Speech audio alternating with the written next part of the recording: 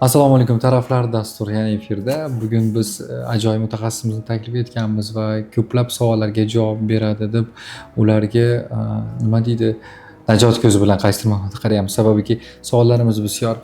Bugungi mutaxassisimiz taraflar dasturidagi soha mutaxassisi psixolog Dilorom Musayeva. Xush kelibsiz. Assalomu alaykum. Sizni ko'rib turganimdan juda ham xursandman. Men ham xursandman. Bilasizmi, siz kelishingizdan avval savollar yozdik, guruh bilan baribir kelishamizda, bizga eng qiziq bo'lgan bugun juda ham ko'plab fikrlar bor, minglabda tashqarida, ijtimoiy tarmoqda va shaxsiy hayotda fikrlar ozodligi, fikrga qul bo'lmaslik haqida gaplashishimiz kerakligini o'ylab qoldik. Sababiki ilmiy ishlaringiz bor bu yo'nalishlarda, boshqa ilm yo'lida. Shuning uchun bugun siz bilan nima deysiz agar biz fikrlar haqida, fikr ozodligi haqida gaplashsak? Yaxshi, juda ham hozirgi dolzarb mavzu. Shu haqida keng ommaga ham tavsiyalar berib borsak yaxshi bo'ladi deb o'ylayman. Yaxshi, xursandman. Nima deb o'ylaysiz? Fikr ozodligi yoki fikrga qul bo'lmaslik uchun bugun qanday harakatlar qilish kerak yoki o'zi fikrlar qayerdan paydo bo'ladi? Aslida fikrlar Mironshoh bulutlardek keladi, ketadi. Fikrlarimizga qul bo'lib qolmasligimiz uchun biz doimo uni nazorat qilib turishimiz kerak. Qaysi ma'nodagi fikr kuzatish erkinlik, fikrga qul bo'lish kerak emas. Bu uchun nima qilish kerak? Demak, fikrga qul bo'lib qolmaslik uchun, ongimiz ozod bo'lishi uchun biz har bir mana hozirgi kunda ijtimoiy tarmoqlarda internet, o'sha gadjetlar, Instagramlarga kirish, har xil kerak bo'lmagan fikrlarga nima deydi, nazorat qilmasdan kirib ketish. Bu o'sha ba'zi bir fikrlarga qul bo'lib qoladi inson. Aslida fikrlar, Mironshoh, fikrlar bu bulutdek keladi, ketadigan bir narsa. Biz fikr yuritayotganimizda albatta uni nazorat qilishimiz kerak. Fikr kuchi juda katta. Biz ijtimoiy tarmoqlarda, o'sha internetda, Instagramda boshqa bir postlar, videolar ko'rayotgan paytimizda biz bu fikrlarni filtrlashimiz kerak. Biz agar to'g'ridan to'g'ri unga ergashib ketsak, albatta biz bu o'sha ongimiz shu fikrlarga qul bo'lib qoladi. Bu uchun nima qilishimiz kerak? Albatta bu uchun biz avvalambor fikrlarimizni qay darajada biz o'sha to'g'ridan to'g'ri qabul qilayotganligimizni nazorat qilishimiz kerak bo'ladi. Nazoratga olish uchun o'sha nazoratga ola olmayotganimiz haqida gaplashmoqchimiz. Ya'niki qanday qilib nazoratga olishimiz kerak? Buni uddasidan qanday chiqamiz? Ya'niki farzandlarimiz qo'lidan o'sha gadjetlarni olayotganimizda, ko'p telefonda o'tirma, ko'p ijtimoiy tarmoqda o'tirma deb cheklov qo'yayotganimizda, aslida o'zimiz ham qila olmayotganligimizni his qilyapman. Shaxsan men ba'zi o'zim bilmagan holatda ongsiz ravishda kirib ketayotganini bilyapman. To'g'ri, har qanday ma'lumotni o'sha bilish uchun, eshitish uchun avvalambor uni biz yaxshilab tekshirishimiz kerak bo'ladi. Xuddi ovqat dietasi bo'lgan kabi, o'sha masalan axborot dietasi degan narsa bo'ladi.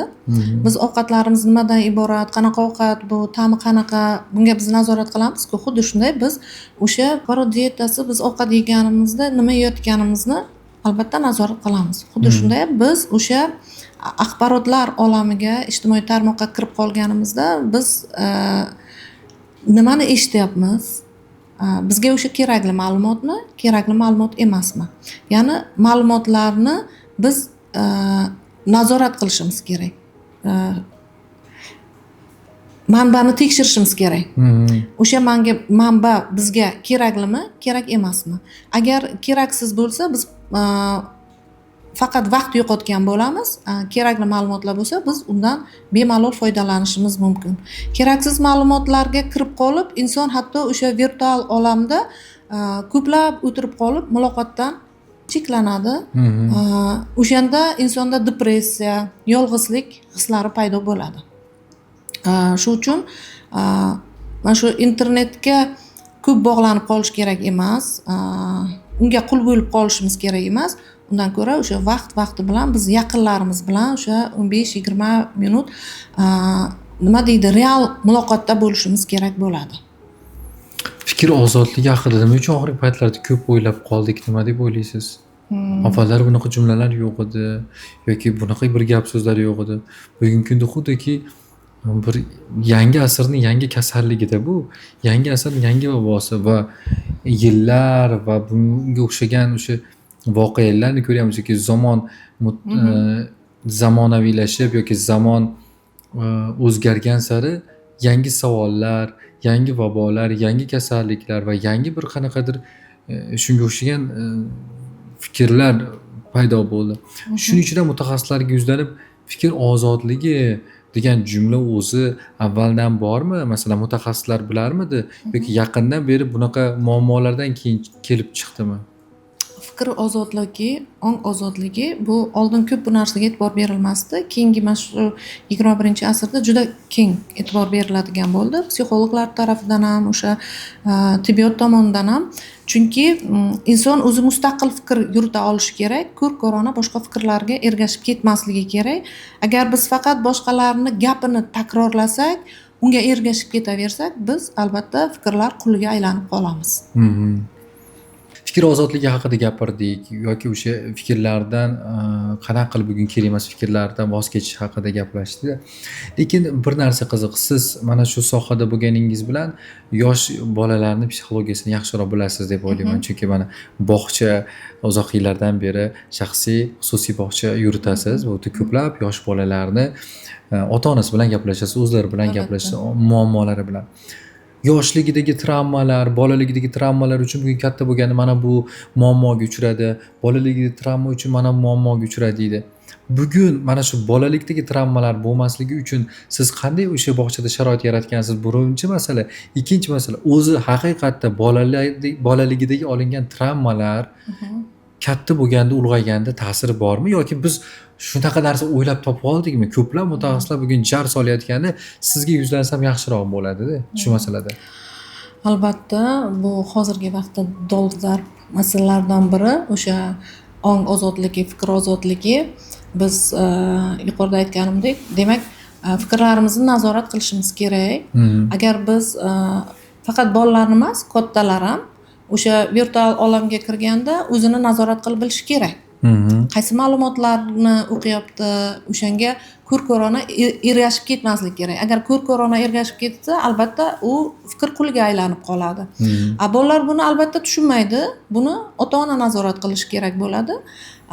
O'sha nima deydi, gadjetlardan bolalar uchun kerakli ma'lumot olish uchungina nima, masalan, u yerda hatto multfilmlar ham bolaga zarar bo'lishi mumkin-da, bilish kerak. U yerda bolani tarbiyasiga ta'sir qiladigan, axloqiy tarbiyasini buzadigan multfilmlarmi yoki o'sha ba'zi ota-onalarimiz vaqti bo'lmaydi, ishga bo'ladi kuni bilan, enagalari qaraydi, ma'lum vaqtda qo'liga telefon berib qo'yishadi, o'shanda foydali o'sha multfilmlarni berish kerak.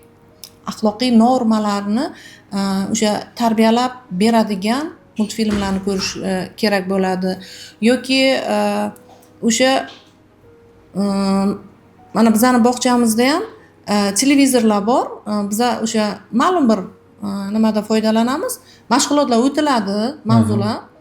O'sha mavzular nazariy jihatdan o'tilgandan keyin amaliy o'shani bola yana ham xotirasida yaxshiroq saqlab qolishi uchun o'sha mavzuga mos materiallardan 5 minutga yo 3 minutga o'sha kichkina videoroliklarni ko'rishi mumkin bo'ladi. Va qo'shimcha yuqoridagi bergan savolim bo'yicha bolaligidagi travmalar bor narsami va travma tushirmasligi uchun yoki mana shu narsani qilmasligi uchun bugun qanday choralar bor sizning o'sha bog'changizda? Albatta bu bor narsa. Haqiqatan hozir siz aytganingizdek Mironshoh, hamma yoqda shu narsaga jar solinyapti. O'sha Freud nazariyalarida ham, psixoanalizda ham bu narsa asoslab berilgan. Bolalikdagi travma bu bir umrga qoladi. Agar u bilan psixologlar ishlamasa. Bu nima degani? Masalan, o'sha boya hozir aytganimdek multfilmmi, boshqami, unga agar qo'rquv soladigan hissiyotlarni bo'lsa o'sha multfilmda yoki axloqiy o'sha normalarni buzadigan multfilmlar bo'lsa, bola ong ostida oladi bu narsani. Ong o'sha atrof muhitda bo'ladigan barcha voqealarni ko'radi, aks ettirib va ong ostimizda bu narsalar muhrlab qolinadi. Yoki o'sha ijtimoiy tarmoqlarda nima deydi? Har xil Instagramda kichik kichik videoroliklar bor, qo'rqinchli narsalar, hayosiz, boshqa videoroliklar bor. Men shularni bola ko'rgandan keyin u hozircha vaqtincha esimdan chiqardim deb o'ylaydi, lekin ong ostida qoladi. Keyinchalik bolaga travma bo'lishi mumkin. Hattoki o'sha ijtimoiy tarmoqda bola kiradimi, kattami, kichik bolami, albatta uni nazoratdan o'tkazish kerak. Nima deydi? Aqliy filtr bo'lishi kerak. Har bir insonda ota-ona bolasini nazorat qilishi kerak. Bo'lmasa bolalik travmalarga olib kelishi mumkin. Faqatgina biz ko'rayotgan narsalardan masalan eng ko'p travmani bola qanaqa voqelikdan oladi? Bugungi zamonaviy bolani travmasi nima bo'ladi? Masalan, hozirgi zamonaviy bolani travmasi haqida gaplashsak, u bir 15 yoki 20 yildan keyin namoyon bo'ladi unda.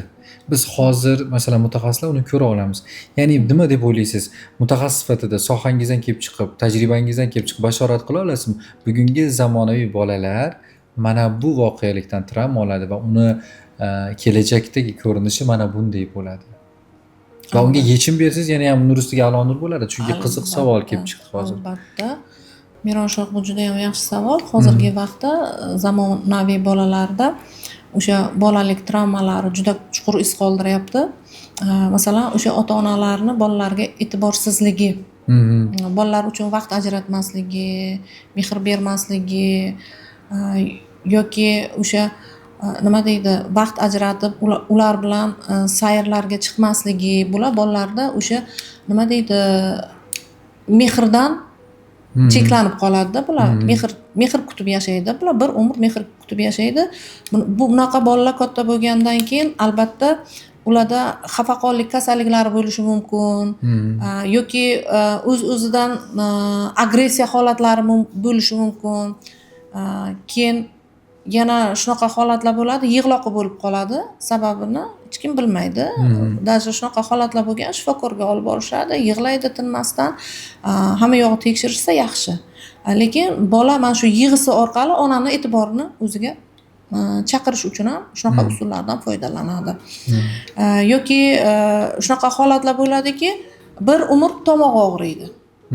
Bu ham o'sha ota-onasidan mehr ko'rmasligi, unga e'tibor bermasligidan ham shunaqa psixosomatik kasalliklar kelib chiqishi mumkin. O'sha yoshi ulg'aygan sari shunaqa holatlar bo'ladi. Bunaqa holatlarga ham duch kelganimizda insult, infarkt holatlari bo'ladi. O'sha yoshlikda mehr olmaslik, yolg'iz ota-ona qoldirib ketishi, yolg'iz qolishdan qo'rquv fobiyalari unda o'sha saqlanib qoladi. Bolada mana shu chuqur travma qoldiradi. O'sha uchun bolani yolg'iz qoldirish kerak emas. U bilan o'sha shug'ullanib turish kerak. Enagalarni faqat qo'liga topshirib qo'yish kerak emas. Ona o'zi mehr berish kerak. Yana shunaqa narsa borki, vitaminka deyiladi. Vaqt-vaqti bilan ona bolasini quchoqlab erkalashi kerak. O'sha paytda bola o'sha ololmagan mehrni o'sha momentda yig'ib olar ekanda. Ona o'sha bolaga e'tibor bersa, mehr bersa, bunaqa bolalar ko'pchiligi lider bolalar bo'lar ekan va o'zini mustaqil fikrga ega bo'ladi. Ular hech qachon yolg'izlikdan qo'rqmaydi, qanaqadir bir psixosomatik kasalliklarga duchor bo'lmaydi. Va qarang, necha yoshdan necha yoshgacha oladi travmani? Masalan, 5 yoshgacha oladimi, 10 yoshgacha oladimi? Travmasini olib bo'ladi. Undan keyin uni aksini necha yildan keyin ko'rsatadi, bu ham qiziq. Bola hozirgi olimlarning aniqlashicha o'sha ona qornidan travma olishi mumkin. Ona homilador bo'lgan vaqtdan. Ibn Sinoda o'sha bir oila farzandli bo'ldik biza, qanday tarbiya bersak bo'ladi deganda, qancha muddat bo'ldi farzandli bo'lganingizga deganda, bir hafta kechga qolibsiz degan. Demak, bola o'sha ona qornidan mehrni olish kerak. Ona qornidan e'tiborni olish kerak. Undan keyin o'sha tug'ilgandan keyin 0 yoshdan o'sha 5 yoshgacha juda chuqur iz qoldiradi travma bolada. Mana chilla davri deymiz, chilla davrida nima uchun mana 40 kun ona uydan chiqmasdan bolaga qaraydi. Mana hozirgi davrda yoshlarimiz shu narsaga e'tibor berishmayapti-da, chillasi chiqmasdan tashqariga olib chiqib ketadi. Bola uchun o'sha chilla davri dunyo bilan tanishish bo'ladi. U uchun bir dunyo bu. O'sha bir xonada o'tirib, agar e'tibor bersak, bola o'sha devorlarga qarashi, patologlarga qarashi bu dunyo bilan, rang bilan tanishish. Agar bolani uyidan bo'yiga o'tkazsa, tashqarilarga olib chiqsa, unda o'sha qo'rquv paydo bo'ladi. Har safar yangi dunyo bilan tanishish bola uchun qiyin bo'ladi. Bu uni ong ostiga qoladi, iz chuqur qoldiradi. O'sha uchun ba'zi bolalarga mana aytilsa, qorong'u uydan bor biror narsa olib kel desa, svet o'chirilgan bo'lsa qo'rqaman deydi. Nimadan qo'rqasan deganda sababini bilmasligi mumkin. Mana shu chilla davrida bir uydan boshqa uyga yo ko'chalarga, shovqinlarga olib chiqish unda qo'rquv izini qoldiradi. Hozirgi zamonaviy onalarimiz o'z karyerasini qilish uchun bolalarni yolg'iz qoldiradi, enagaga ishonib ketishadi. Albatta bolani 3 yoshgacha onani o'zi tarbiyalasa juda ham yaxshi bo'lar edi. Chunki ona bolani biladi, yaxshi anaqasini, xarakterini, xususiyatlarini, bola nimani yaxshi ko'radi, nimani yomon ko'radi, nimadan qo'rqadi, nimaga talpinadi. Chunki shunaqa holatlar bo'lganki, ba'zida enagalarimiz bola xohlagan narsani bermasligi mumkin. Lekin ona kerak bo'lsa dunyoni olib beradi. Mana bu ham bolada qo'rquv, travmalarda yolg'izlik hissi, o'sha yolg'izlik hissi bu juda yomon oqibatlarga olib keladi. Psixologik travmalarga olib keladi. Mana yuqorida aytdim-ku, insult, infarkt holatlariga yoki pensiyaga chiqqandan keyin o'zini yolg'iz his qiladi. Men endi hech kimga kerak emasman degan fikrlar paydo bo'ladi deydi ko'pchilik psixologlarimiz. Asosiy tagida, zamirida mana shu bo'ladi. Mana so'zlaringizni eshityapman-da, juda ham tezlashgan, juda rivojlangan davlatlarda eng ko'p uchraydigan narsa yoshlarni depressiya holati. Juda kuchli. Mana Yaponiya, Koreyada bo'lib qaytdim yaqinda. Ko'rasiz-da, his qilasiz. Mana metrosida, boshqa joylarda ko'rasiz-da. Shu o'tirib shunchaki metroda ketyapman, ko'z yoshli. Men qizlarni ham ko'rdim, yigitlarni ham ko'rdim. Uzoqdan depressiya holati dedim. Bo'lmasam ommaviy joyda ko'z yoshini ko'rsatmaydi, ayniqsa yigit kishi. Siz mutaxassis sifatida qanday javob berasiz? Bunaqa rivojlangan davlatlarda bu narsalarning yechimi topilgan bo'lishi kerak edi bu kungacha. Albatta ular mana shunaqa depressiv holatga tushishga yolg'izlik sabab bo'ladi. Bizda masalan O'zbekistonda onalar baribirda farzandi bilan uxlaydi, kechqurun yoniga olib yotadi, achomlaydi, o'padi, vaqt ajratadi. Lekin chet ellarda bola o'smir yoshiga keldimi, tamom. Umuman oiladan ajralishi ham mumkin, alohida yashashi ham mumkin. Ular o'sha chaqaloqligida alohida xonaga qo'yadi. Hozirgi ba'zi psixologlarimiz ham aytadi, bolani alohida o'zini xonasi bo'lishi kerak. Yo'q. Bu noto'g'ri. Men bu fikrga qo'shilmayman. Bola shu hech bo'lmaganda 5 yoshgacha ona bilan birga bo'lishi kerak. Chunki onadan mehr olish kerak. To masalan 1,5 yoshgacha xonani alohida qilish kerak emas. Chet ellarda masalan ko'proq ayollar karyeraga berilganda, ular ko'proq o'sha bolalarni yolg'iz tashlab ketib, enagalarga, bog'chalarga, maktablarga, yaxshi joylarga berishadi. Ona mehri yetmasligi sababli ham depressiv holatga tushadi. Haqiqatan chet elda bunaqa holatlar juda ham ko'p. Bundan tashqari yana bitta sabab borda, urbanizatsiya deydi. Psixologiyada bu hayotni tez rivojlanish, ularda tez rivojlanadi bu. Tez masalan, bizda masalan 12 yosh o'smirlik yoshi desa, ularga уже 7-8 yoshdan ham boshlanib ketyapti-da. Migratsiya, o'sha nimalar, mana shular ham sabab bo'ladi. Ilmiy jihatdan olganda-da. Mana hozir bolaliklik travma haqida va o'smirlikda uni qanaqa namoyon bo'lishi haqida gaplashdik-da. Bugun nima deb o'ylaysiz? Bolalar ga psixologlar kerakmi bugungi kunda? Kerak, albatta. Yoki yoshligidan psixolog o'rgatib qo'yib, keyin katta bo'lganda psixologlarsiz yasha olmay qolmaydimikin? Shuni ham o'ylab qolaman. Yo'q. Ota-ona mehr bersa, unga o'sha yolg'iz qoldirmasa, psixologga ehtiyoj sezmaydi aslida. Psixologga ko'proq qachon ehtiyoj sezishadi? o'smirlik yoshida bolalar. Hmm. Chunki ularda уже kattalik hissi uyg'onadi. Gormonal o'zgarishlar bo'ladi. O'sha paytda hatto o'sha tovushlarda o'zgarishlar bo'ladi. Bo'yi o'sishi, o'sha mana shu paytda oiladagi muhit yoqmay qolishi mumkin. O'rtoqlariga qarab, uni sharoitiga qarab o'zini oilaviy holatini taqqoslaydi. Taqqoslash boshlanadi-da ularda. O'sha taqqoslash natijasida bolalar tajang, agressivni bo'lib qoladi.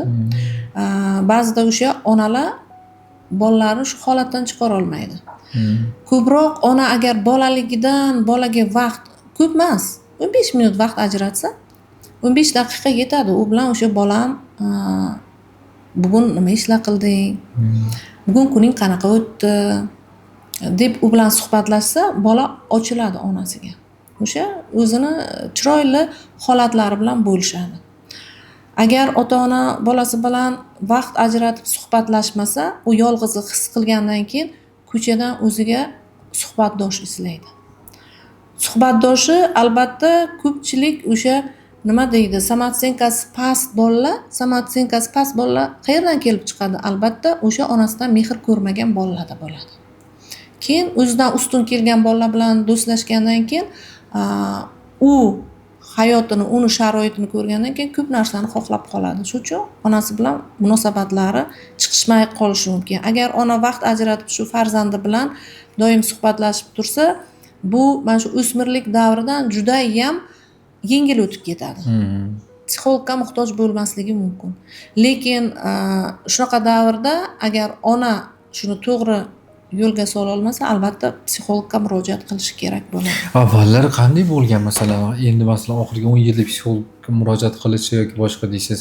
Keling, mana 20 yil avvalini olaylik. 20 yil avval ijtimoiy tarmoqlar bunaqa rivojlanib ketmaganda. Mana bu postlar, Instagramda qo'yiladigan videolar, bular aytyapman, yuqorida aytib o'tganimizdek, o'sha fikrlarga yoki o'sha yerdagi narsalarga qul bo'lib qoladi insonlar. Qaraydi, solishtiradi. Solishtirish natijasida keyin mana shunaqa holatlar kelib chiqadi. Oldingi vaqtda o'sha telefonlar bo'lmagan, internet bo'lmagan, nima qilishgan bolalar? To'garaklarga, futbolga borgan, tennisga borgan, kitob o'qigan, ota-onasiga yordamlashgan. Hozirgi vaqtda hammani uyida yordamchisi bor ish qilishiga. Bolalarni ish qilishga ham hojat qolmaydi. To'garaklardan ko'ra ko'proq bolalar aytdim-ku, telefonlarga bog'lanib qoladi, gadjetlarga. Taraflar dasturida doim aynan mana shunaqa savollarimiz to'planganini sizni taklif qilamiz va savollarimizga unumli javob olishga ishonamiz. Xush kelibsiz dasturimizga. Rahmat.